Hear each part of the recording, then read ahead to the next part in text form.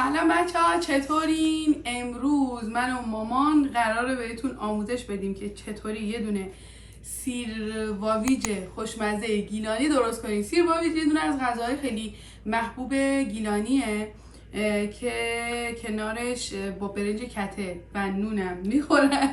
مامان تو هم میخوای سلام کن. سلام، خوبین؟ خیلی ممنون، سلامت باشید. خب من خیلی سیرواویج دوست دارم. آره، بعد من بهش گفته بودم که میخوام درست کنم، مامان تو بیا آموزش بده، به روش خودت بگو. ولی اون چون عادل خیلی دوست نداره، من خیلی کم گرفته بودم و چون توی یخچال مدت زمان زیادی گذاشته بودم کلا خراب شد و همین ازش سالم مونده. حالا قرار مامان با همین یه مقدار بهتون آموزش بده.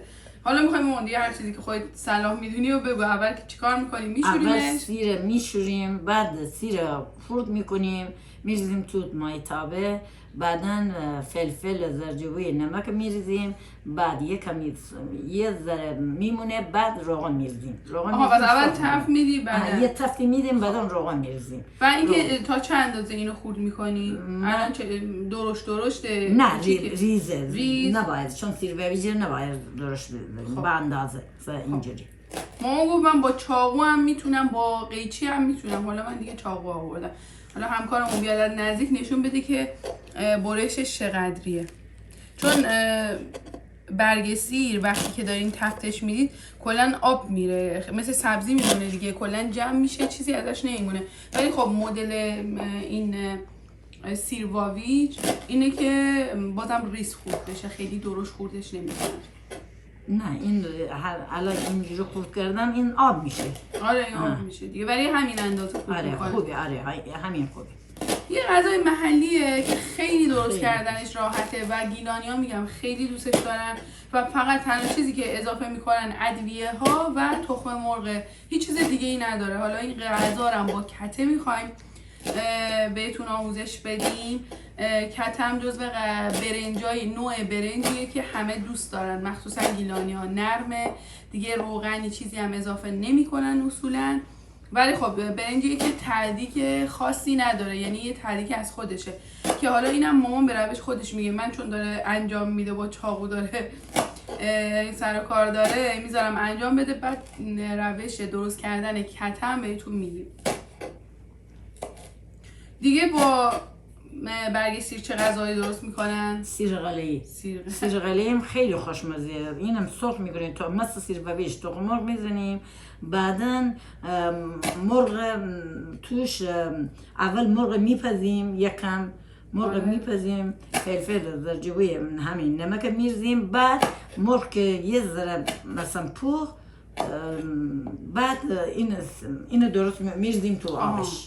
تو آب مرغ میریزیم، خیلی خوشمزه میشه. سیر قلیه خیلی خوشمزه. مامان تو لپه نمیریزی؟ من لپه نمیریزم، ولی بچه‌های من لپه دوست دارم. مثلا یه پسر دارم اون خیلی دوست داره. پسر بزرگ من که خارجی، اون خیلی دوست داره. اگر دوست داشتید برام کامنت بذارید و بگید که براتون اگر میخواین آموزش سیر قلیه به روش مامان که پسر بزرگشم خیلی لپه دوست داره رو آموزش بدید. حالا چون پسر بزرگش دوست داره سعی می‌کنیم به روش اون بهتون بگیم. اونم با همین غذا، یعنی با این برگ سیر دو نوع کلا با برگ سیر دو نوع غذا درست میشه. چرا؟ با برگ سیر کوکو درست می‌کنیم. با اشبال مایی برگ سیر میریزی، خیلی اون خوشمزه میشه. اینم این روز من نهار درست کردم. اونو مامان درست کرده. راستشو بخواید من اونو دیگه با اشبال ماهی، چون اشبالو خیلی‌ها نخوردن نمیدونن ولی صورت شورشو خیلی دوست دارم، ولی کوکوی اشبال که این برگ سیرم توش اضافه میکنن من دوست ندارم کلا اون روشو. ولی اگر دوست داشته باشین براتون حتما آموزش میذاریم، چون خیلی هستن که دوست دارن غذای گیلانی بلد باشن. من حالا قبلش گفتم که 2 تا مامان گفت نه 3 تا. پس بازم با برگ سیر بازم غذای دیگه میشه. پس کوکو هست اگر دوست دارید بگید. سیر قلیه رو سعی میکنم حتما به زودی براتون بذارم، چون الان فصلش سیر برگ سیر تازه است و سیرواویج. آره اینم که الان داریم براتون آموزش میذاریم. خب اینم مامان قشنگ خورد کرد. حالا طرز درست کردن این میدونم بعدا میگه که چرا اینو ندادی جی فود. حالا اینو داخل تاوه میریزیم، بقیهش میریم پای گاز. اصولا گیلانیا برنج و آبکش خیلی نمیخورن، با اکثر غذای محلیشون برنج کته دوست دارن که خیلی برنج نرم و لطیفیه. حالا مامان به روش خودش بهتون میگه که چطوری در کنار اون غذا یک کته خوشمزه هم درست کنید. اگه میخوایم قولون نرم باشه، شما بیشتر بچه ها با سیربه یا با سرقله حتما قولون نرم دوست دارن. خب بعد ما مثلا اگه 2 لیوان برنج بشوریم باید 2 لیوان آب بریزیم. خب 2 تا از همون لیوان، از همون لیوان که آره با این لیوان اگر برنج رو شما ریختید داخل قابلمه‌تون می‌خوایم بشورین، بعد از این شستین داخل همون آب بریزین و اضافه کنید. خب الان ما 1 لیوان برنج داریم، 1 لیوان آب باید بریزیم. 1 لیوان آب ریختیم، نمکش میریزیم. نمک هم این حالا چشمی ها چقدر میخواد زیاد نریزیم چون آبکش نمیشه که بخواد نمک اضافهش بره. نه نمک به اندازه. خب نمک به اندازه 1 چای قاشق مثلا. اگر حساب کنی الان دوربین بیاد نزدیک بهتون نشون بدیم، اکثرا این قلق هم در نظر میگیرن اگه بخوام مقدار برنج زیادی رو بشورن به اندازه 1 بنده انگشت بیشتر از خودش داخل اون قابلمه آب میریزن، یعنی یه بنده انگشت بیشتر از خود اون برنجی که ریختن. دقیقاً هم همونطوری شده. ما 1 لیوان برنج شستیم، 1 لیوان آب اضافه کردیم، دقیقاً همون روش. حالا اینو میذاریم سر گاز، این برای خودش میپزه. زیاد کنیم اول زیاد کنیم. این وقتی که چی میگن سر اومد اینو کم میکنیم. یعنی آبش جوشید یکم داره غلغل میکنه. آره بعد کم کنید با شعله ملایم جا بیفته. اونم میکنم یه تعدیق میزنه خوشمزه است. آره اونم خوبه تعدیقاش، ولی روغنی نیست بدون نه روغن نمیذاریم. آره. اینو میگم پلات دمی. برنج دمی. برنج دمی. خب پس ما بریم پای گاز که بهتون بگیم چیکار کنیم. تخم مرغ هم میزنی درسته؟ آره. خب بعد اونو میزنم توش هم میزنم. والا میزنم توش هم میزنم. اینجوری جدا خود نمیزنی؟ نه خب بس نمیزنی؟ محلی نیست که من بشکنم مثلا اینجوری. محلیه یعنی الان میگه جمع جور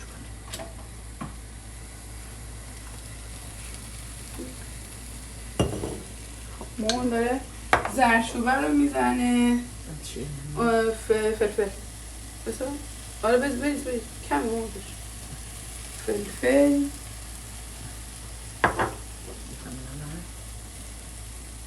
ما اینجا تو این سمت مامان برنج هم گذاشته که اول میگم گفته بود شعله رو باید زیاد کنید که این آبش شروع به جوشیدن کنه. یه مقدار آبش که خوش شد بعد کم کنید با شعله ملایم جا بیفته. سرشو ببندم؟ بله سرشو ببندم. کتت میبندم. من خیلی کته واقعا، یعنی خیلی که نه کلا کته درست نمی کنم. سر قابلمه کجا؟ اینجا بود.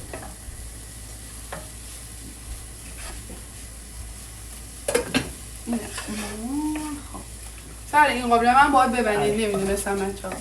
حالا نگاه کنید اون سمت رو ببینید وقتی ادویه‌ها رو زردچوبه، نمک و فلفل تفت داره میدید چقدر حجمش داره کوچولو میشه، خیلی کم میشه. خیلی چون عادل اصلا دوست نداره. من برای خودم گرفته بودم ولی خب فرصت نشده بود زودتر درستش کنم. تو یخچال موند و دیگه خراب شد، نصفش خراب شد، خیلی کم ازش موند. کلا عادل برگ سیر دوست نداره دیگه، سیر قلی هم اصلا دوست نداره. به خاطر اون من تو خونه درست نمی‌کنم.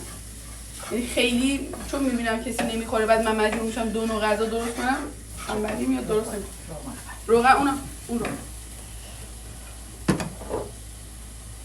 چه خوشگلی داری. خب روغن همش رو اضافه می‌کنیم.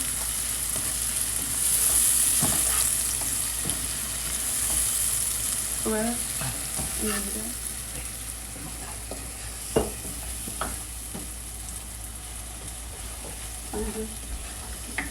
اوه یکی آشپزی میکنه. اینم بارد هیچ کاری هم نمیکنه. تا چقدر تفتش میدیم مامان؟ اما که اینجوریم سبز دوست داریم، زیاد سرخ نمی کنیم که ویتامینش بره. ما کمتر سرخ می کنیم. الان 5 دقیقه خوبه زیاد کنم. بعد از این روغن ریختی یه 5 دقیقه آره. تفت میدی. آره. بعد دیگه تخم مرغ دیگه تمام. آره. زیاد ما سرخ نمی کنیم ولی بعض نفر بیشتر سرخ میکنن. دیگه بعضیا بیشتر بله. سرخش میکنن. آره. ولی ما نه، ما بچه های ما مخصوصا امیر ما محمد ما اینجوری سبز دوست داره. علیم خوره، علیم دوست داره. قشنگ بین ما چیز ایجاد میکنه. اونا پسرا بیشتر دوست دارن. فکر کنم تو کلا پسرا تو بیشتر از دخترها دوست داری، درسته؟ نه بابا، نه بابا. چرا اون خنده ای که تو میکنی؟ خب همیشه مامان همینجوری بود، غذا رو اول اون امیر پسر بزرگش، بعدن بقیه بچه.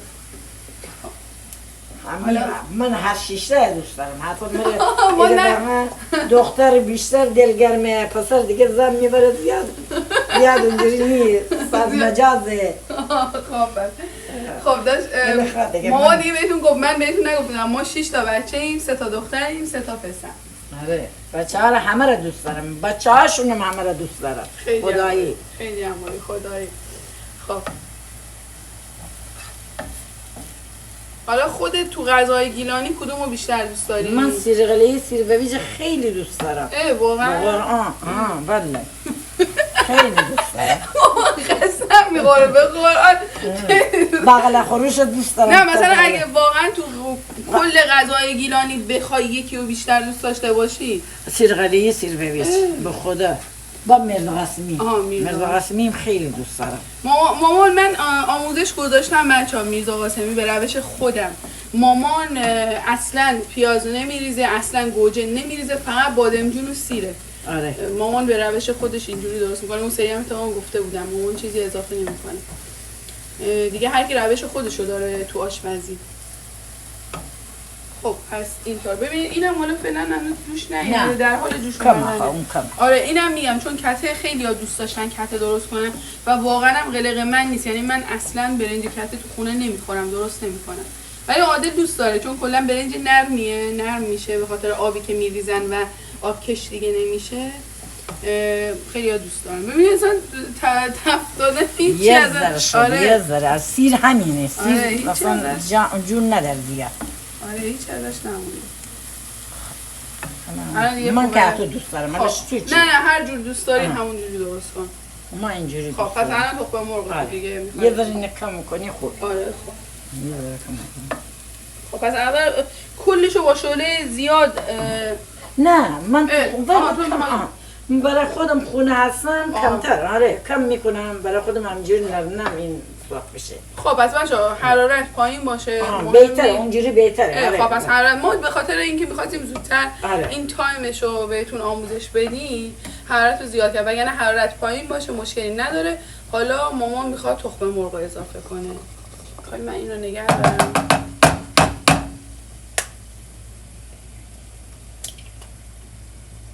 اگه محلی بود حتما قبلش یه تستی بکنید. باید حتما تست کنم به خاطر اینکه احتمال داره خراب باشه. ولی این نه، این دیگه خراب نیست. آره محلی ها اصولا معلوم برای کوکو همین کار کردم. دیگه الان چیز نمیریزی؟ نمک و فلفل؟ نه دیگه همه رو ریختم دیگه. همون رو ریخت دیگه. حالا درش رو ببندیم. داره اینو ببندی من نه والا جالب من بگم درشو میبندی. نه خب حالا این یکی رو نگاه کنید بچه‌ها. اونه ولی اون چیه؟ باید یه هم بهش بزنی؟ یه هم بهش خب اینو جوش کنه که هم بزنی بعد اون حالا خونه خودش بود قاشق میگفت کفگیر، الان میگه قاشق. تا به خط بیفته چی؟ این کفگیر تو گفتی قاشق. ببخشید چون مال من اونجوری نسوز نیست، من گفتم قاشق. آره خب اونو پس یه همی باید حتما بزنید ما بین زمانی که داره میجوشه و اینا. ببینیم دیگه همونجوری درشو ببندم. همونجوری ببندم. خب بس نگاه کنید این مرحلهش مهمه، ببینیم تا کی ما باید این باید آبش خشک بشه. درشو همونجوری ببندید که آبش خشک بشه. شعله هم زیاد بازم یا الان آره بعدن کم میکنم. داره اگه میخوای بریزه من سرشو برمیدارم. یه لحظه برمیدارم که آبش خشک بشه. خب نمیذارم آب بریزه پایین. خب آره من همینجور نگه میداری؟ نه آره نم روش کردی من واقعا برام کته درست کردن سخته. نه ایده به من کته راحته صدا آبش آدم بفهمه چی اندازه چقدر اضافه کنم. اصلا راحته کته. من اصلا سالهای آبکش نمی کنم، فقط کته میبرم. تو اصلا برام آبکش نمیبینی؟ نه اصلا بلدم نیستم زیاد. بلد ولی نه مامانینا کلا گیلانی ها هستن اینطوری هستن، عاشق برنج کته هستن. ماها رو نبینین که اونجوری نمیخوریم ولی من نمیخورم، ولی همه تو خونه ما اکثرا کته بیشتر دوست دارن تا تو خونه بودی مجردم بودی تو نمیخوردی. آره برنج آبکش رو بیشتر. آره اگه دوست داری بچه این میتونی همینجوری برگردونیم، اگه نه میتونیم اینو خرد کنیم. چون سیربابیش باید خرد باشه. آره برش گردونی که اون سمتش هم درسته. نه علاوه ما دیگه بر نمیگردن ببین. آره اینجوری خرد حتما باید خرد باشه سیربابی. والله من تو سیرغلیم همینه. من اونو اینجوری درست میکنم بعد تیکه‌ای میندازم. نه دیگه اینجوری تیکه خرد باشه بهتره. به خدا خورده باشه بهتره، به همه میرسه، به همه خلاصه چی میگه مادوی رسیدن راضی تعداد کم باشه که ایراد نداره. تعداد کم باشه اشکاله، ولی تعداد ما همیشه زیاد بود، من همیشه خورد میکردم. که آبشم زیاد میریختم. آبشم بچهای ما الان امیر ما انگلیس هست، اون به چی میگه اون آبش دوست داره. محمد ما غذا تا آب نباشه محمد نمیخوره. اینقدر غذای آبدار درست کردم. غذای آبدار عادت کرد. ببین الان آبش خوش. همکار ما بیاد جلو ببین همونجوری شعله زیاد بود گذاشتیم که آبش خوش بشه، درش حالا مامان میبنده و دیگه کم میکنه. یعنی زمانی که آبش مثلا یه جورایی الان دیگه دیدین تو ویدیو خوش شد کمش کنی با شعله ملایم. الان دیگه برای شعله ملایم خوری خواب به. آره دیگه مثلا پلو میشه. خب پس غذامون خورشتمون که حاضره، اونم که در حال دم اومدن و تمام. بعد از انتها دوباره ویدیو میگیرم دیگه. پس به این مرحله رسید دیگه تمومه، میتونید حرارت رو خاموش کنی. درسته؟ الان دخلت نیتر خاموش کن. آره الان تو خیلی خوشمزه بیاد، هم تیسیر سبزه. آره هم سبزه هم که ویتامیناش هم از بین نرفته. ما رو ویتامینا خیلی حساسه. بچه غذامون که حاضر شده، به خاطر اینکه برنجی که کته باشه اصولا با کفگیر میکشن تو سفره، مثلا موقعی که میخوان غذا سرو کنن. اینجوری نیستش که مثل مثل این برنجای آبکش بشقاب بزنن روش برگردونن، یه مقدار سفتره. حالا بریز ماما. آره این از برنج کته ما ببینید هم نرمه، ولی با اون که حالا ماما میخواست نرم ترم بشه، چون برنج من برنج حالا یکم مرغوب تری هم هست. آره خیلی هم له نشده، ولی یه برنج خیلی نرم عالی. تعدیکش هم از این تعدیکای چیزه بدون روغن دیگه. ببینید حالا این تعدیکه. آره ببینید اینجوری تعدیکش میشه وقتی کته درست میکنی. آره اینا بعد دوست دارم این تعدیکش. آره اینم تعدیکش. اینم از غذامون. مرسی که تا انتهای ویدیو همراه ما بودید. امیدوارم که از آموزشی که مامان براتون در نظر گرفته بود لذت برده باشید. اینم سیربابیش اگه بدریم روش که بخوریم خیلی خوشمزه میشه. خیلی عالی. نه دیگه نذار بعدم با هم دیگه شیر میکنیم میخوریم. اینم از غذای خوشمزه ما. امیدوارم که آموزش رو دوست داشته باشید. اگر تا الان کانالمون رو سابسکرایب نکردید حتما سابسکرایب کنید، زنگوله هم فشار بدید که آموزش های ما برای شما نشون داده بشه. تعدیکاشو میخواد بذاره که ببینید تعدیک هم داره. اگر دوست داشتید حتما برام داخل کامنت بنویسید که آموزش سیرغلی هم به زودی براتون بذاریم به روش مامان. به مامان میگم بیاد اینجا که اونم براتون آموزش بذاره. تا آموزش های دیگه خدا نگهدارتون. مامان دست در نکنه، زحمت کشیدی. خیلی ممنون، سلامت باشی. انشالله غذای خوشمزه بخوری، شبری مزه بده، نوش جان شما. آره و مامان منم دعا کنید که بهتون آموزش داده. تا آموزش های بعدی سیرغلیه. آره تا سیرغلیه. خدا نگهدارتون. قربانه خدا.